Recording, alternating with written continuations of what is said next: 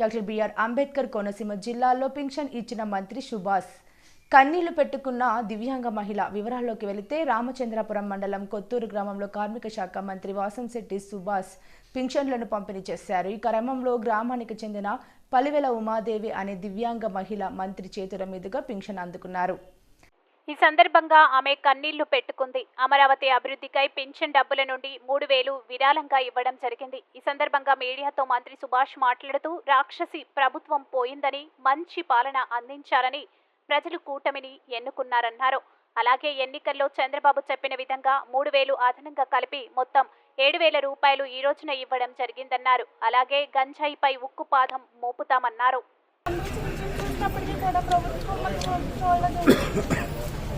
చాలా హ్యాపీనెస్ అండి నాకైతే.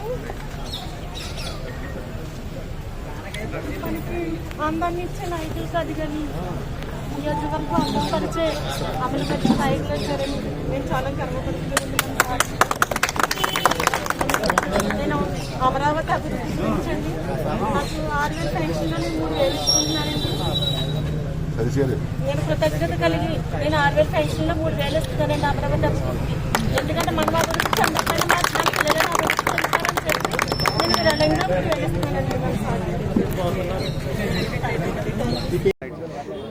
అందరికీ నమస్కారం.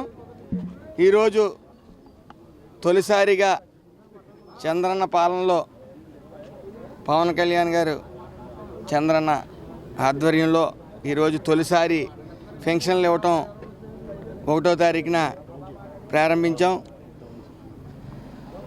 చంద్రన్న గారు ముందే చెప్పారు, మేము 3,000 నుంచి 4,000 చేస్తాం పెన్షన్ అని.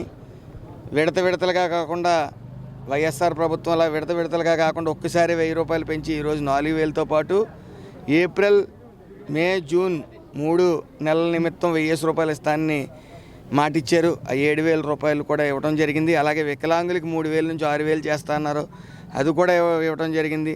పూర్తిగా మంచం మీద పడిన బాధితులకి 15,000 రూపాయలు కూడా ఈరోజు ఇవ్వడం జరిగింది. మరి అలాంటి మహోన్నతమైన ఆలోచనతో మరి ఈ రోజున పేదలందరూ కూడా సంబరాలు చేసుకుంటూ ఉన్నారు. మీరు ముఖ్యంగా గమనిస్తే ఈ రాక్షస రాజ్యం పోయిన వెంటనే మొన్న 4వ తారీఖు కౌంటింగ్ అయిన వెంటనే ఆడవాళ్ళు ముఖ్యంగా అందరూ కూడా రోడ్ల మీదకి వచ్చి సంబరాలు చేసుకోవడం తొలిసారి చూసాం మనం.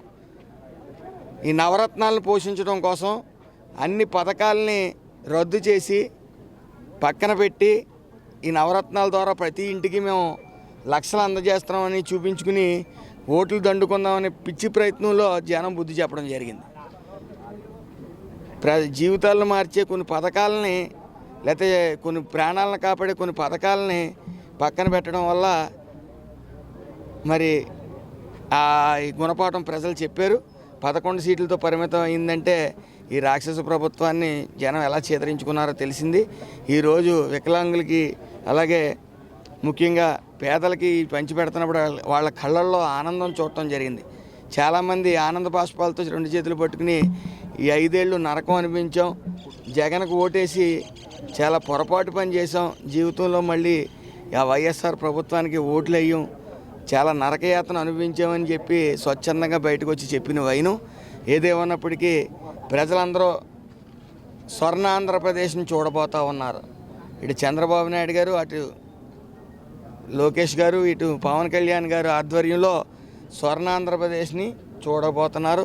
ఇచ్చిన హామీలన్నిటిని కూడా ఈ 5 ఏళ్ళలో పూర్తి స్థాయిలో మేము పొందుపరుస్తాం. ఎట్టి పరిస్థితుల్లో ప్రజలందరూ సుఖంగా ఉండేలాగా, సుఖ సంతోషాలతో ఉండేలాగా చూస్తాం. ఈ గంజాయిపై పూర్తిగా ఉక్కుపాదం మోపడం జరుగుతుంది.